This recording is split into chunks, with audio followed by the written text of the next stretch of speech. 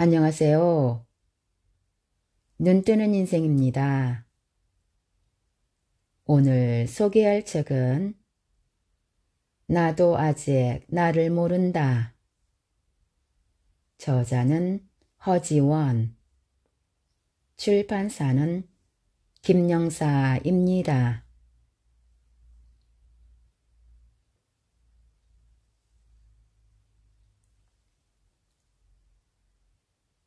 청계의 가면. 낮은 자존감은 기분장애나 불안장애, 자살 행위 등과 밀접한 연관을 보입니다. 어떻게 해야 낮은 자존감의 굴레에서 자유로워질 수 있을까요? 자존감의 높낮이는 1차적으로는 부모의 양육 태도에서 많은 부분 결정됩니다. 그러나 몹시 아쉽게도 우리가 어렸을 때 부모님을 비롯한 우리의 주 양육자들은 심리학 교과서에서 말하는 것처럼 우리를 보살피지는 못했습니다. 20, 30대의 주 양육자가 짜증에 치받쳐 아이를 감정적으로 대할 때 아이는 영문도 모른 채 그 부정적인 감정들을 고스란히 받아들여야 합니다. 주 양육자가 자기 삶의 무게에 짓눌려 우울한 삶을 이어가느라 아이를 살피지 못하는 사이 아이는 자신의 삶, 때로는 부모의 삶의 무게까지도 모두 감당하며 홀로 시간을 견디기도 합니다. 가족을 포함한 사회적 관계가 아이의 자존감 발달에 결정적인 역할을 한다는 사실을 감안할 때 이건 분명 큰 문제입니다. 그러나 많은 심리적 문제가 그렇듯이 한 발 물러서야 전체 그림이 그려질 것입니다. 나를 출산했을 당시 부모님의 연령을 생각해 볼까요? 지금 내 나이와 얼마나 차이가 나나요? 그들의 나이만 떠올려 봐도 그들이 얼마나 어렸고 얼마나 미숙하게 우리를 통제하려 했는지 그 전체적인 광경을 그릴 수 있을 겁니다. 안타깝게도 우리를 주로 양육했던 세대는 따뜻한 애정을 경험하지 못했을 가능성이 큽니다. 혹은 애정을 표현할 기회조차 박탈당했거나 어린 나이에 사회적 압력으로 결혼을 결정해 자기 앞에 생조차 어쩌지 못하고 갈팡질팡했을지 모릅니다. 어쩌면 그들은 자신의 성별 정체성이나 성지향성을 알지 못했거나 직업적 성취와 관련한 자기의 진짜 욕구를 몰랐을 수도 있습니다. 아무튼 그들은 자신을 몰랐고 여전히 미성숙했습니다. 시대가 그랬습니다. 주 양육자의 건강하지 못한 태도에 만성적으로 노출되면 아이는 자기 파괴적인 사고와 감정을 갖게 됩니다. 이해할 수 없는 세상에서 아이가 버티는 방법은 자기 탓을 하는 것이니까요. 지금 저는 원가족의 문제로 오랫동안 힘겨워하는 사람들에게 주 양육자의 사정을 살펴 너그러이 용서하자는 식의 가당치 않은 감정적인 말을 하려는 게 아닙니다. 다만 우리는 거리를 두고 그때의 상황을 건조하게 바라볼 필요가 있습니다. 그때의 상황을 객관적으로 평가할 때 비로소 엉망으로 엉키고 오염된 지금의 감정을 조금이나마 처리할 수 있기 때문입니다. 나는 그렇게 부당하게 취급받을 이유가 없었다. 하지만 그런 상황이 있었던 것만은 사실이고 이것이 나의 잘못이나 결함에서 기인하지 않았던 것도 사실이다. 그들은 그 나이에 맞게 알맞게 형편없이 미숙했다. 주 양육자들이 자신의 삶을 각자의 방식으로 어렵사리 지탱하고 있었다 하더라도 그들이 우리를 좀 더 따뜻하게 살펴주었더라면 좋았을 것입니다.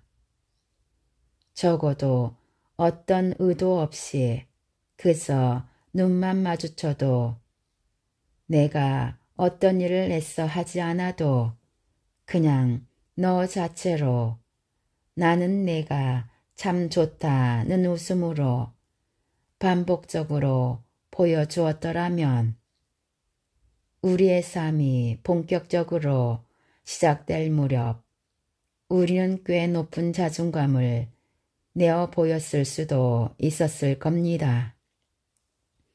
그러나 어리고 미성숙한 주양육자는 더 어렸던 우리를 제대로 돌볼 수 없었습니다. 우리의 자존감을 건강한 수준으로 높이는 과제에 그들이 실패를 한 것입니다. 참으로 아쉬운 일이지만 운 나쁘게 일어난 과거의 사건입니다. 이런 척은 어느 순간 여러분에게 안정적이고 효과적인 가면을 만들어줄 것입니다. 사실 스위스의 정신의학자 카를 구스타프 융이 고대 그리스의 영국에서 사용하던 가면인 페르소나를 심리학적인 의미로 빌려왔을 때는 이 말이 지금처럼 부정적인 의미가 아니었습니다. 융에 따르면 사람들은 누구나 사회적 압력에 적절히 반응하기 위해 1000개의 가면을 가지고 살아가며 다양한 상황에 따라 적절한 페르소나를 사용해 사회적 관계를 맺어가는 존재입니다. 다만 이러한 페르소나와 관련한 억압, 고립감 혹은 팽창이 병리적 문제가 되는 것입니다. 가면은 다양할수록 좋습니다. 혼자 있을 때의 나, 다른 사람들과 함께 있을 때의 나, 그리고 사회생활을 할 때의 나는 당연히 서로 달라야 합니다. 만일 당신이 집에서와 똑같은 모습, 똑같은 태도로 중요한 모임에 참석했다면 그것이 오히려 병리적인 상태입니다. 자신만 아는 자기와 타인에게 보이는 자기가 똑같아야 한다는 생각에 집착한다면 그게 자존감 높은 사람의 특성이라고 오해한다면 이 생각은 수정되어야 합니다. 자신의 여러 모습 중 타인에게 받아들여기 힘든 부분이 있을 수 있습니다.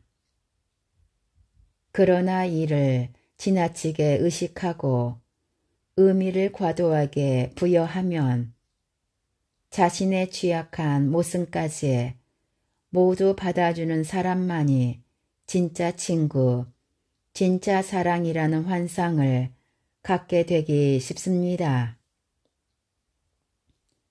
당신의 낮은 자존감과 관련된 모습들은 당신과 자신의 심리 치료자만 알면 족합니다.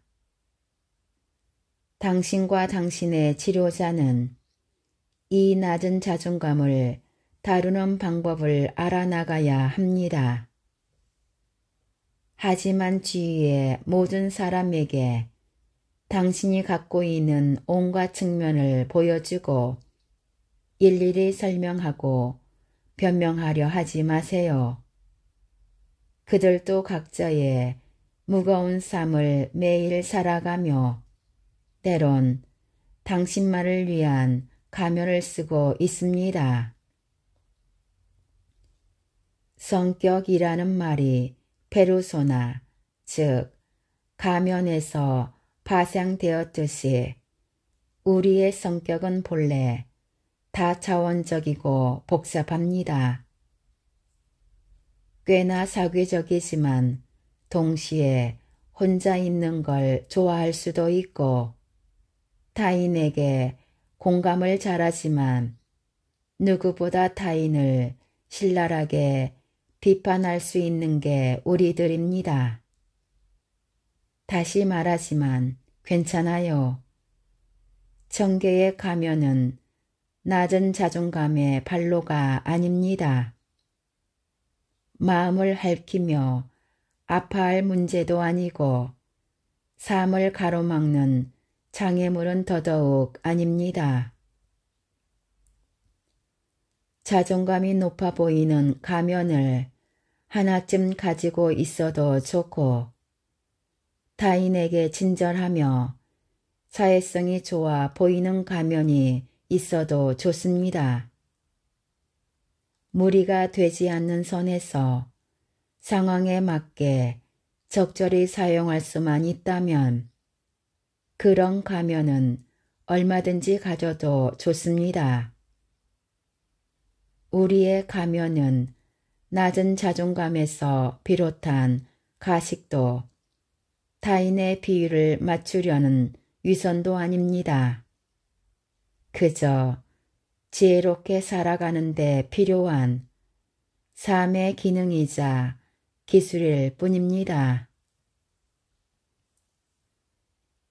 나와 똑같은 사람과 평생을 함께 할 수 있을까?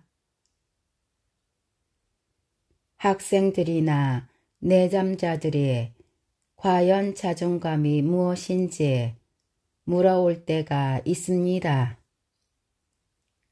로젠버그 자존감 척도로 유명한 심리학자 모리스 로젠버그는 자존감이란 자기 자신에 대한 호의적이거나 비판적인 태도라고 정의했습니다.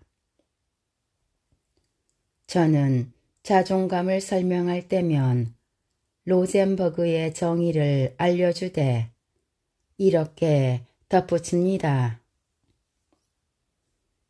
계급장 잣대고 이른바 스펙 하나 드러내지 않고서 다른 사람과 마주했을 때 내가 얼마나 매력적인 사람으로 보일지에 대한 스스로의 평가가 곧 자존감입니다. 예를 들어 당신이 학벌, 직업, 출생지나 거주지, 외모 같은 배경을 밝히지 않은 상태에서 SNS에 글재주가 필요 없는 단편적인 글을 올리기 시작했다고 가정해 봅시다. 글이 쌓이는 과정에서 당신에게 호감을 느낄 사람이 얼마나 될 거라 예상하나요? 여기서 매력적으로 보는 사람이 많을 거예요, 적을 거예요 하는 답변을 가지고 자존감의 정도를 추정하는 건 아닙니다. 저는 이 질문을 받았을 때 당신의 마음 상태가 더 궁금합니다. 자존감이 낮다면 이런 물음에 이미 마음이 불안정해집니다. 질문을 받는 상황 자체를 실패가 예견되는 원치 않는 상황으로 받아들이기 때문입니다. 반면 자존감이 그럭저럭 높다면 타인에게 자신의 매력을 호소하는 과정을 충분히 돌파 가능하며 좋은 결과로 이어질 수 있는 도전적인 기회로 봅니다. 때로는 이렇게도 묻습니다. 모든 면에서 당신과 같은 사람이 있다고 한다면 당신은 그 사람과 연애하거나 결혼하고 싶은가요? 그러니까 당신은 평생 당신 같은 사람과 즐거이 지낼 수 있나요? 만일 여기에 긍정적으로 답했다면 당신은 꽤 높은 자존감을 소유한 사람입니다. 하지만 나 같은 사람과 결혼하고 싶다고 대답하는 사람은 거의 없습니다. 우리는 우리를 너무나 잘 알고 있기 때문입니다. 우리는 우리 자신의 단점이나 참 모습이 드러나게 되면 타인에게 인정받지 못하거나 사랑받지 못할 거라는 불안에 압도되곤 합니다. 지금 잠시 책에서 눈을 떼고 가장 가까운 가족이나 친구의 얼굴을 떠올려 보세요. 그의 얼굴에 점이 있나요? 점이 있다면 어디에 있지요? 그럼 당신의 얼굴에는 점이 있나요?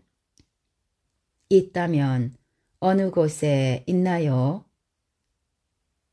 분명 주위 사람에 대한 질문보다 당신에 대한 질문에 더 빠르고 정확하고 구체적인 답변이 나올 겁니다. 모든 사람은 자기 일을 더 많이 기억합니다. 일상에서 혹은 머릿속에서 타인에 대한 이런저런 면을 관찰하고 추측하기도 하지만 그보다 더 많은 시간을 자기 자신과 접촉하며 지내니까요. 일에 서툴고 인간관계에 서툰 자신이 자꾸만 눈에 들어오는 것이 당연합니다. 내가 실패했던 경험, 내가 남들에게 우습게 보였던 일, 나의 형편없는 모습에 대한 기록이 내 마음속에는 차고 넘칩니다. 이런 자전적 기억들이 너무도 풍부하기에 학벌, 외모, 성격, 출신, 가족 같은 중립적인 단어들마저 나를 툭툭 건드리기 일쑤입니다. 그러다 보니 우리는 나 자신이 다른 사람 눈에 어떻게 비칠지 지나치게 고민합니다. 이토록 많은 단점을 가진 내가 어떻게 하면 타인에게 좋은 인상을 심어줄 수 있을지 살피느라 마음이 바쁩니다. 나에 대한 지나치게 많은 정보를 토대로 내가 좋은 사람으로 보일지 나쁜 사람으로 보일지 자기 검열을 합니다. 이따금 나 정도면 좋은 사람이지 하는 약간의 확신이 들면 이 점을 주변에 어필하기도 합니다. 이렇게까지 애를 쓰고 있는데 만일 상대가 나의 괜찮은 모습이나 진심, 배려나 호의에 상응하는 반응을 보이지 않는다면 그때부터 내 마음은 몹시 혼란스러워지고 때론 부하가 짐입니다. 반드시 진심은 통할 거라는 어리석은 자기애적 다독임에 빠져 주변 사람들에게 자신을 알아달라고 채근하는 경우가 많습니다. 그러나 자존감이나 자기 가치에 대한 큰 의심이 없는 사람은 나의 진심이 타인에게 받아들여지는 일에 그다지 큰 의미를 두지 않습니다. 내 모든 진심이 굳이 통해야 할 이유가 있을까요?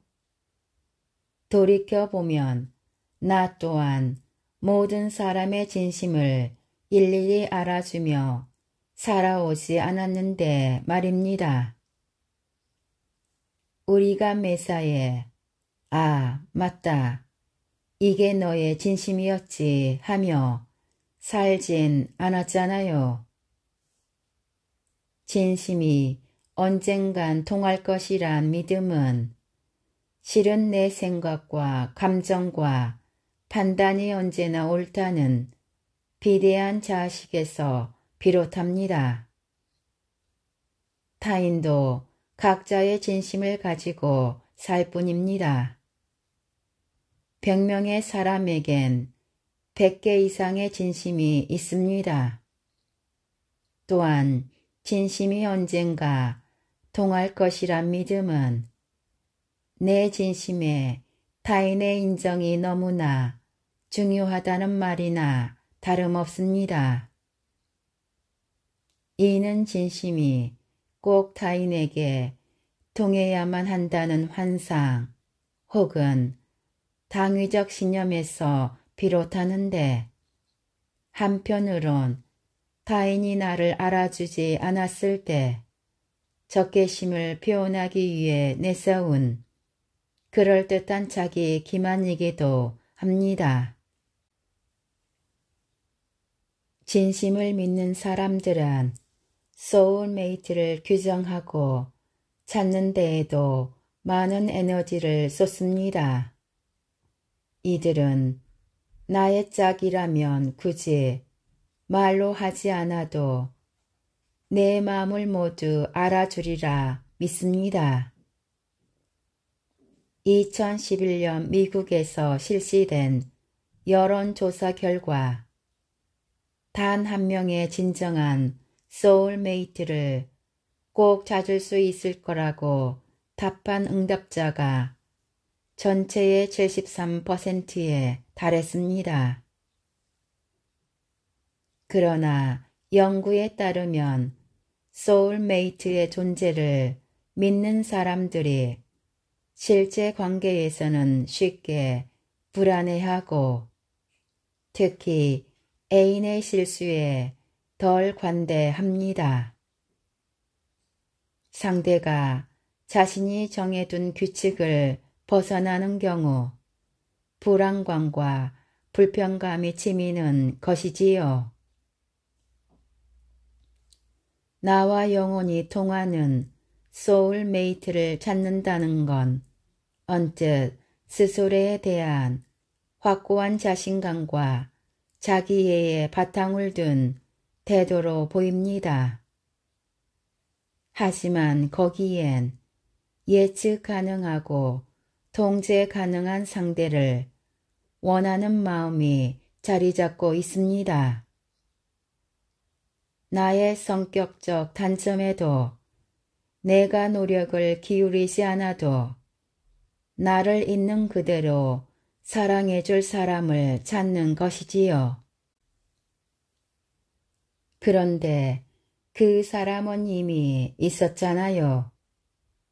당신 자신, 나 자신에 대해 어떤 평가도 비판도 하지 않을 사람. 비록 어느 순간부터 나 아닌 다른 누군가의 목소리로 나를 다그치고 있었지만요. 나의 진심과 나의 고단한 영혼을 알아주는 일, 다른 사람에게 기대지 않고 그냥 내가 하면 됩니다. 내가 제일 잘할 수 있는 일을 외주로 넘기려 하지 마세요. 다른 사람들에게 꽤 괜찮은 사람처럼 보이려고 노력하는 것은 건강한 일입니다. 다만 그런 당신의 모습을 받아들일지 말지는 상대가 결정하게 놔두세요.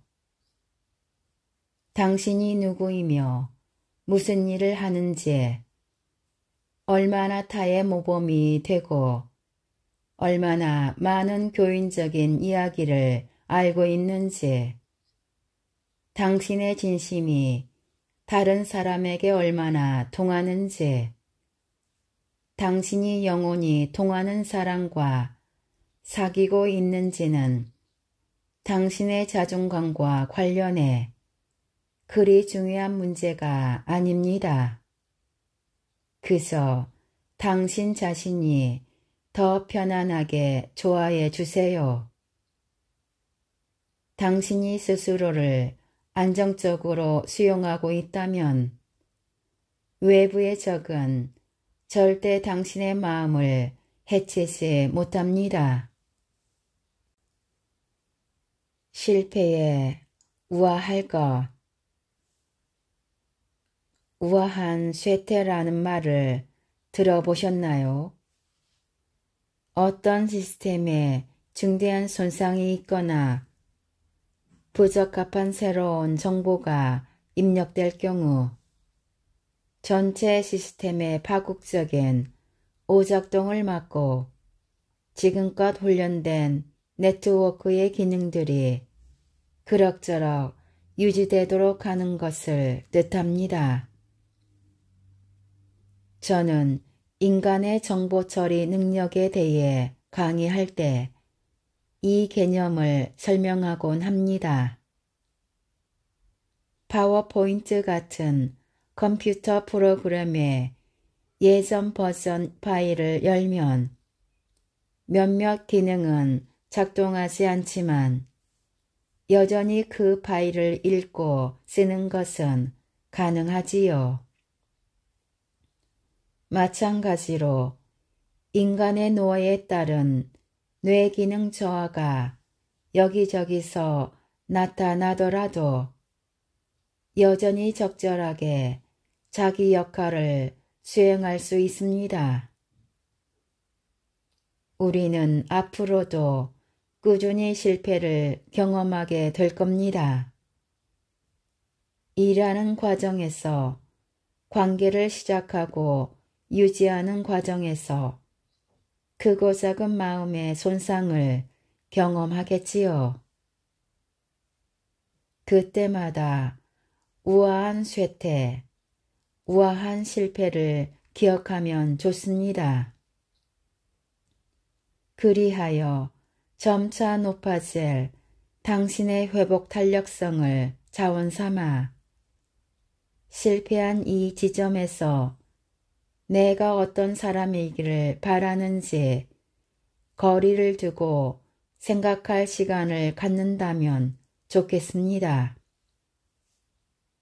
성공할 때는 아이처럼 굴어도 좋지만 실패할 때만큼은 더 세련되고 우아했으면 좋겠습니다. 우리 뇌는 그렇게 천천히 성숙해 갑니다. 태어날 때부터 그럴 만한 기질적 자원을 갖추고 있습니다.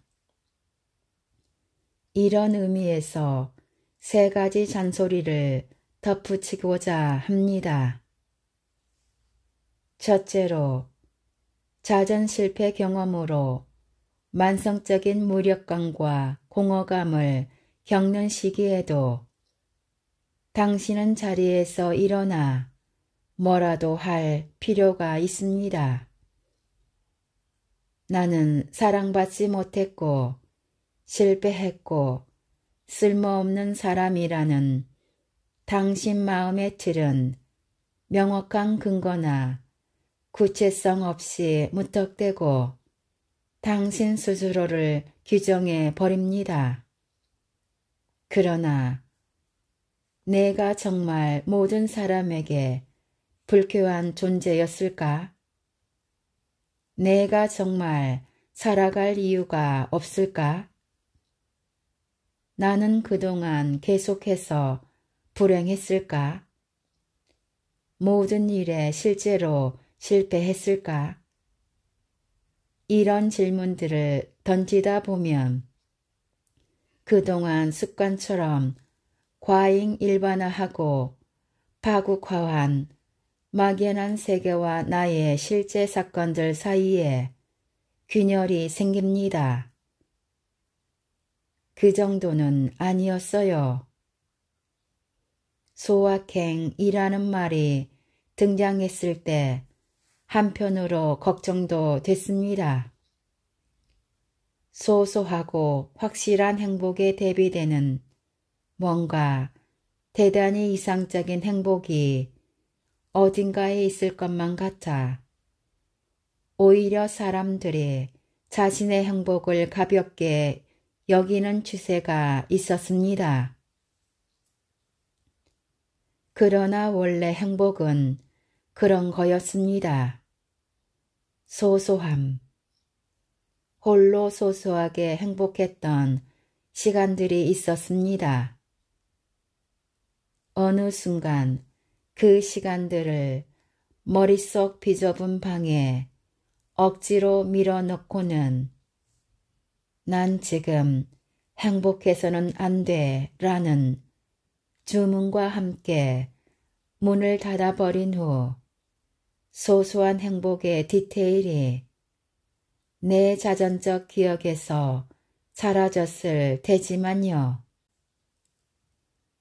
뇌와 마음이 뭉뚱그려 만들어낸 나는 이 정도 일로 행복해서는 안 되는 사람 따위의 프레임은 어쩌면 그 실체가 없기에 그 불행하고 어렴풋한 윤곽을 지속하기 위한 심리적 에너지는 계속 소모됩니다.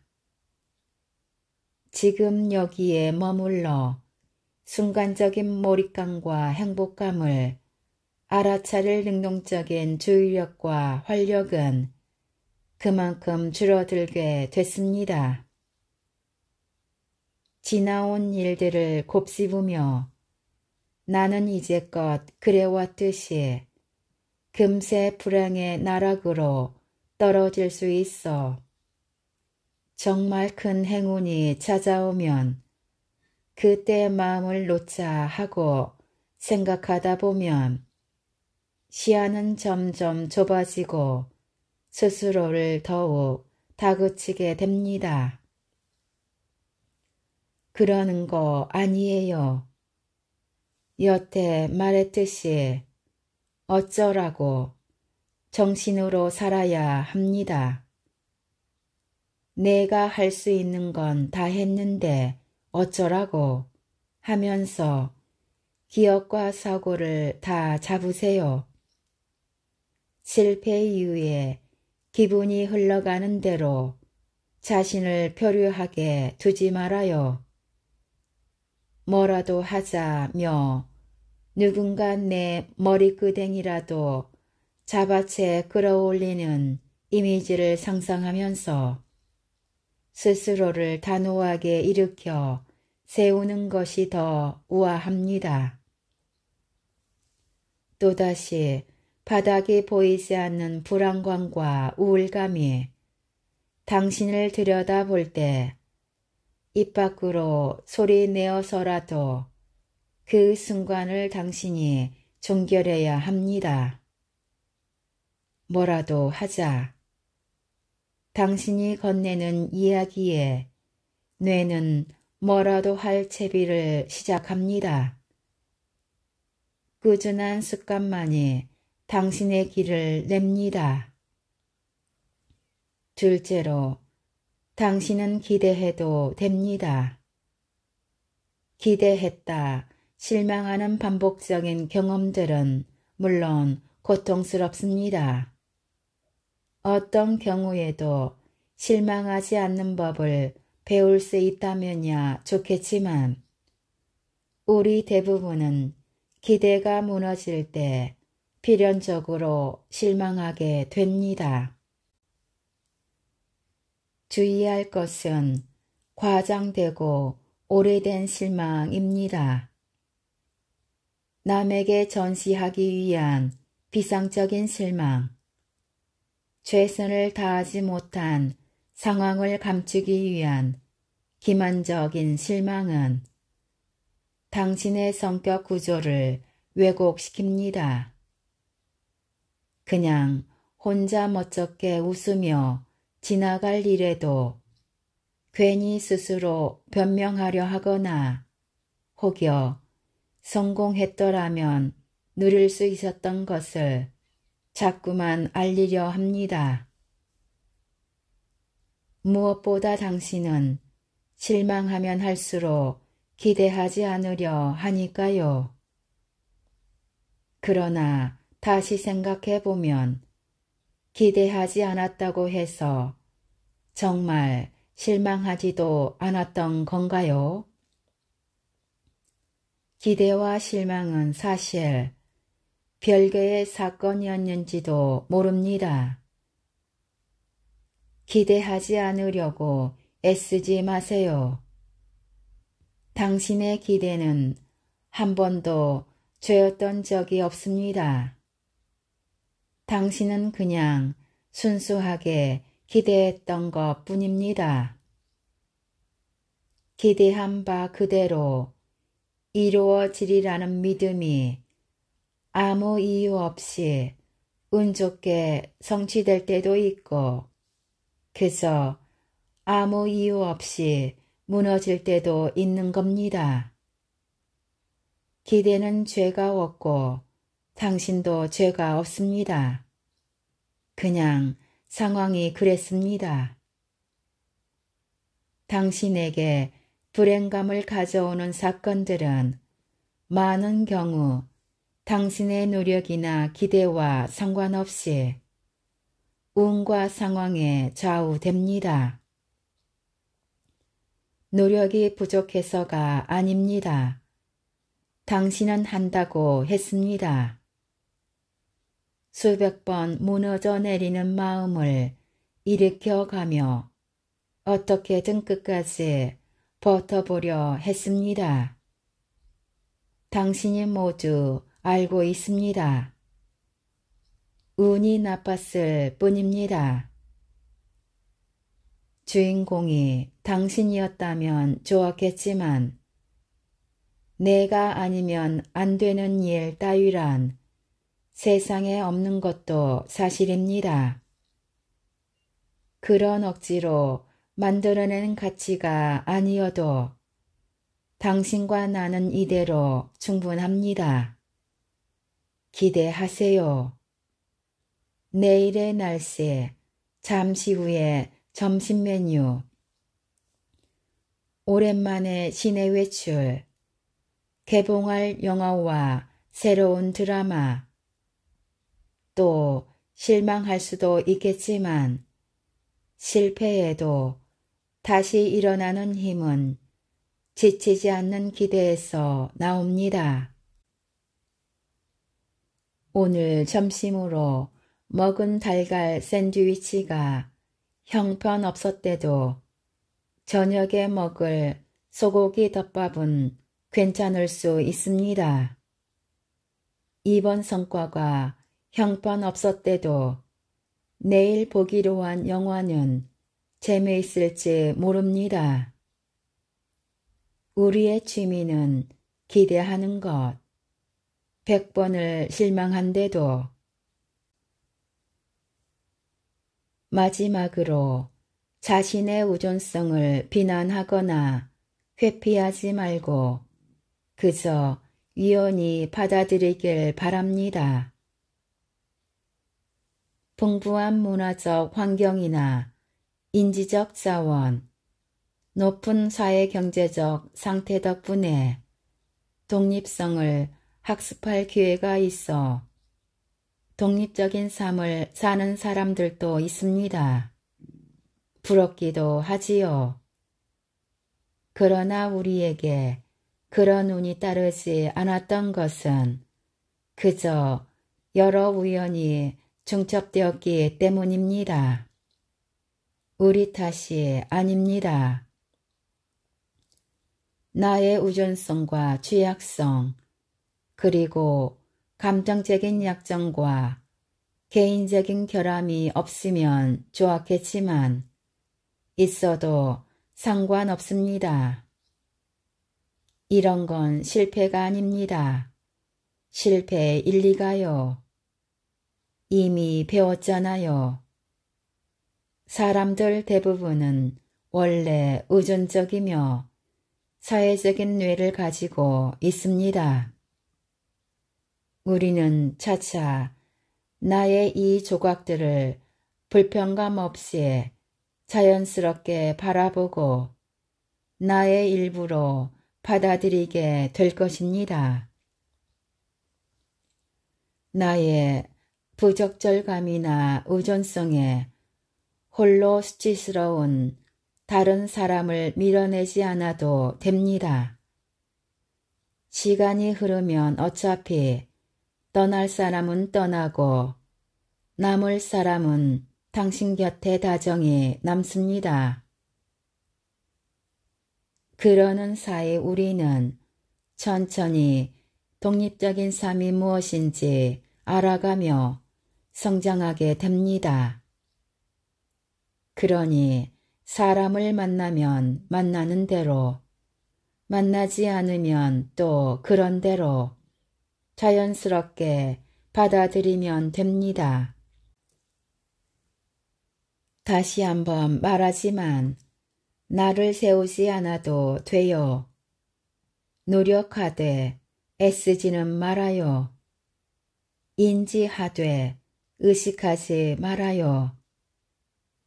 자신의 타고난 우존성을 편안하게 인식하면서 그 종류와 방향에 대해 충분히 이해하고 수용할 때 우리는 독립성의 지분을 차츰 높일 수 있는 독자적이고 효율적인 방법을 찾게 될 겁니다. 실패는 앞으로도 계속될 것입니다.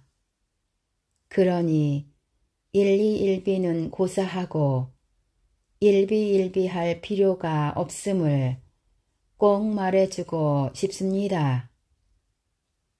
모든 실패에 매번 패배감으로 반응해주지 말아요. 굳이 하지 않아도 되는 일이나 생각과 신념에서 부드럽게 물러서고 당신 삶을 흑백 논리로 몰아붙여 단 2가지 결과 중에 하나로만 규정하지 마세요. 반드시 해야 할 일에는 당신과 당신의 사람들이 불행하지 않을 만큼만 전력을 다하되 그 다음은 운명의 시간으로 떠나보내기를 바랍니다. 때로는 아무리 아파도 내 의지나 바람과 상관없이 결국 안 되는 건 안 되는 것임을, 그 일이 아주 그렇게 당신 탓은 아님을, 또 당신이 누군가에게 엄청나게 민폐를 끼치는 사람이 아님을 알아주세요. 낮아진 외연적 자존감을 위장하기 위해 기이하게 커진 자의식을 만든 세계로부터 당신이 천천히 자유로워지기를 바랍니다. 당신 탓이 아니에요. 실패에 한없이 추락하는 기분이 든다 해도 그런 기분이 당신의 어떤 측면도 감히 규정할 수 없다는 사실을 알기 바랍니다. 이제 당신은 당신의 보호자, 당신의 책임자, 1인 가족의 가장입니다. 당신은 이제 당신의 인생을 살아요. 당신의 가치를 주입식으로 폄하하는 부정적인 사람들이나 환경들과 우아하게 거리를 유지하면서 당신이 품위를 잃을 필요가 있는 일은 어디에도 없습니다. 나도 아직 나를 모른다. 우리는 아직 우리 자신을 모릅니다. 수십 년에 걸쳐 누적된 무의식, 전의식, 의식의 구조 사이사이에 어떤 기억과 감정이 숨어 있는지 여전히 모릅니다. 그러니 자신에 대해 함부로 아무렇게나 말하지 않았으면 좋겠습니다. 사건 하나하나마다 의미를 부여하면서 스스로를 멋대로 정체화하지 말아요. 어떤 외부에 기대해도 부응하려 하지 말아요. 당신은 당신이 바라는 삶을 살기 위해 아침에 일어나 적어도 하루에 2끼 밥을 챙겨 먹고 하나쯤 취미를 가지고 일과 사람을 심플하게 사랑하는 정도로 노력하면 그만입니다. 굳이 완벽할 필요가 없는데도 부러지기 직전까지 완고하게 버티거나 휘둘릴 의무가 없는데도 그런 역할을 꿋꿋이 해내지 말아요. 당신이 가진 심리적 문제 자체는 당신을 가리켜 실패자라고 말하는 것도 아니고 당신이 다른 사람들에게 사랑받지 못할 존재라고 말하는 것도 아니며 당신이 가치 없는 존재라고 말하는 것도 아닙니다. 당신이 폐렴이나 암에 걸렸다 해서 실패자인 것도 사랑받지 못할 존재인 것도 무가치한 존재인 것도 아니듯 심리적 문제는 그저 당신이 적절한 치료를 받을 때라는 걸 말해줄 뿐입니다. 그저 잠시 쉬어갈 때입니다. 그러나 어느 순간 당신을 잠식한 우울과 불안은 당신에게 딱 그렇게 말할 겁니다. 당신은 실패자이며 사랑받지 못할 사람이며 가치 없는 사람이다. 혐오스러운 목소리는 차츰 더 커지고 다채로워집니다. 여러 변질을 해가며 당신을 무력감과 무안감에 깊숙이 담가 버립니다. 우울을 경험해 본 사람들은 그 아득한 절망감이 무엇인지 잘 압니다. 하지만 그 목소리에 취해 역할극을 해내기 시작하면 안 됩니다. 우울, 불안, 내향성, 완벽주의, 의존성, 억울감, 이상적 자기, 죄책감 등에 당신을 정체화하는데 전적으로 기여하게 내버려 두지 마세요. 노력 끝에 그 프레임에서 벗어날라치면 겪게 되는 당혹감이나 낯선 감정에 놀라 다시 그 껍데기 안으로 들어가지 말아요. 인간은 원래 복잡합니다. 우울하면서 행복할 수 있고 실패하면서 배울 수 있고 관계를 지속하면서 독립할 수 있습니다.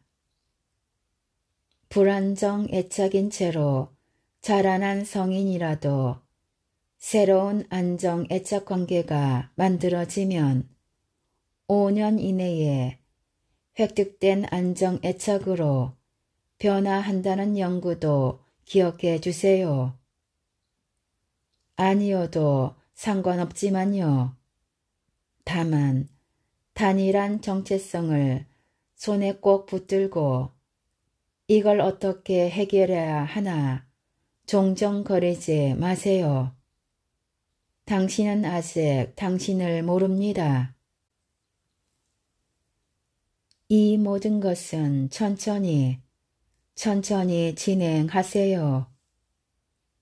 아직 오래되고 깊은 상처들이 딱지도 아물지 않았는데 얼마나 새살이 돋았는지 궁금한 나머지 조급하게 떼어내고 또 떼어내면서 나아지고 있는 거야.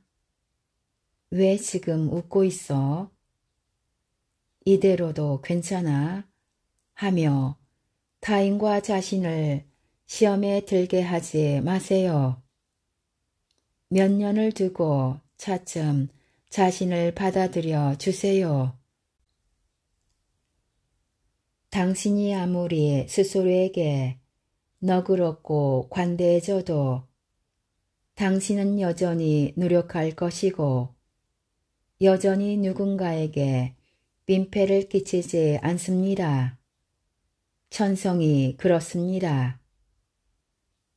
이제는 당신 자신을 조금은 멋대로 둬도 되고 더 소용해 주고 이해해 줘도 됩니다. 애인이든 치료자든 누군가 얼마 동안 당신을 안전하게 안아주고 토닥여준다면 그것도 참 좋겠지만 그럴 누군가를 만날 상황이 안 된다면 스스로가 스스로를 계속해서 알아주면 돼요. 잘하고 있지, 너 잘하고 있지 하며 너 잘하고 있지, 잘해왔지, 다른 건 다 몰라도 그건 내가 알지.